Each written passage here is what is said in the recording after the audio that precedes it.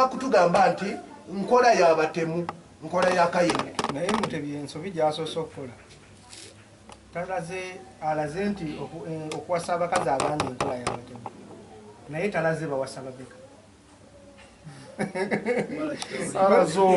ng'otowulidde erinnya lya Lusomi n'alaga seezi ng'awasa omukazi osirike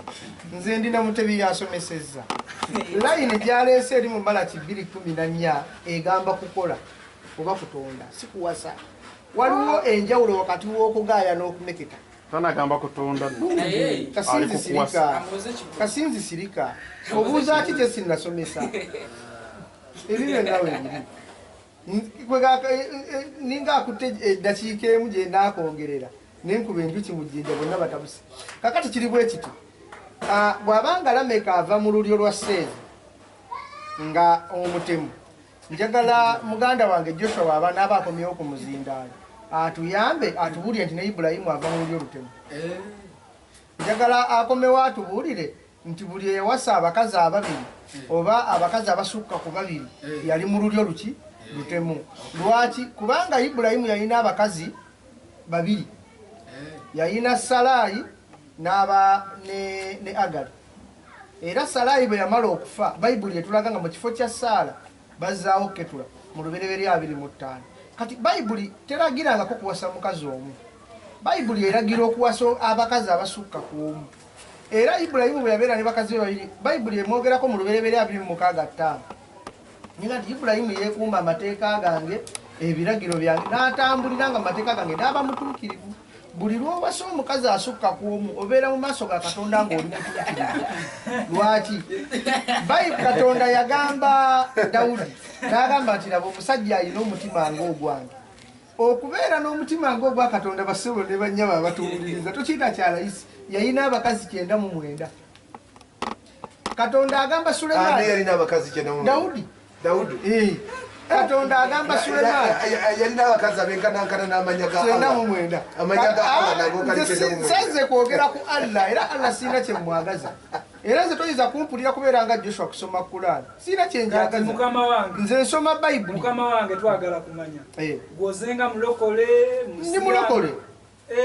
ndi mulokole akkiririza mu kuwasa abakazi abasukka ku omu abawuliriza leero olumulindowooza mu bulokole muwulira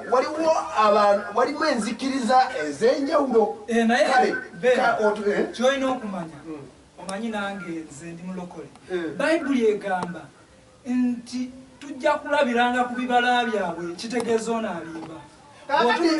kyasomesa oli ampanga lindako oli mwamwanjudde nga purogulaamu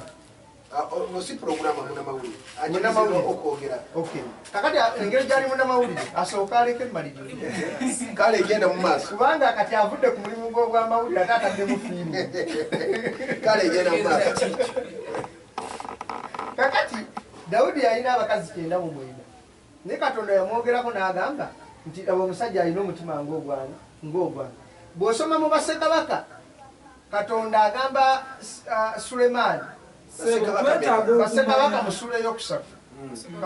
ssula ya 7 Katonda agamba Sulemaani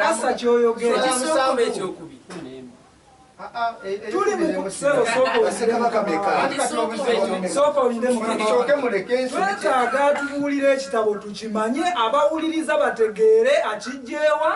yensonga lwaki tuzze Bassekabaka genda osome Bassekabaka essuula ya mpaka Bayibuli awo tuleme nabagamba nti gano ge mazima g'otawuliranga waliwo kimanyi nti waliwo omulokole agamba nti okuwasa abakazi bangi kyateeka era kyabutuukirivu okujja kuwona okuleetira omuli wokawokawokawo osobola okusanga ebigambo bino kale genda mu maaso Bassekabaka ekisooka awo Sulema ekisooka essula ya 3 naye olw'obudde tetugenda kugisoma leta tusome kuyambeko okusoma kandi kino olwokuna Bassekabaka ekisooka essula ya 3 n'olunyirwa 4 egamba awo kabaka n'agenda e Gibeyoni awaayo ssaddaaka kubanga ekyo kyekyali ekifo ekigulumivu ekisingayo obukulu Sulemaani yawaayo ssaddaaka ezaakolebwa ezookeddwa 100 ku kyoto ekyali mu kifo ekyo Sulemaani bwe yali e Gibyoni yakuwa yamulabikira ekiro mu kirooto namugamba nti saba kyoyagala nkuwe kandi bwosooka n'okoma Katonda agambye Sulemaani olw'okuwaayo saddaaka ennyingi n'amugamba saba kyoyagala nkole ki wekitegeeza Katonda yali amaze okusiima Sulemaani byakola ki byakola era bw'okkirira ne suula eyo Sulemaani teyasaba bugagga teyasaba ki wabula yasaba magezi yasaba amagezi ag'okufuga abantu obulungi bw'asaba amagezi ag'okufuga abantu obulungi Katonda amugamba nti engeri gy'osabye amagezi nkuwadde ne byonna by'otasabye era Sulemaani n'akola bw'ati Bassekabaka ekyokubiri Bassekabaka ekisooka 11 mukama wange mwebyo byova okusomesa twetaaga tetuwuliddemu kikiriza nti abantu badde Joshua ng'asomesa nga tomwataakire gulindako mulumba yasomesa bayibuli yange tuzikuulemu oba sibitu mukwate bayibuli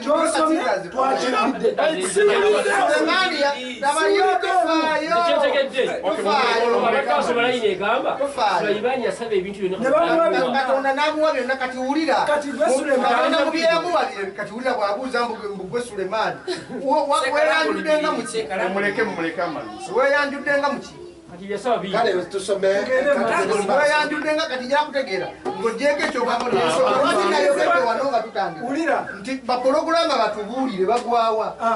kubanga kati tutandise okubasima batandise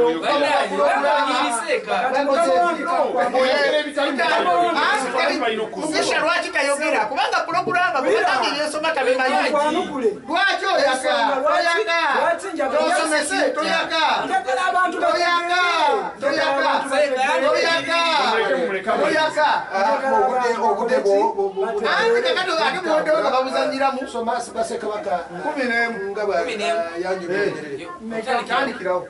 egamba bweti ng'ogyeko muwala wa Falaawo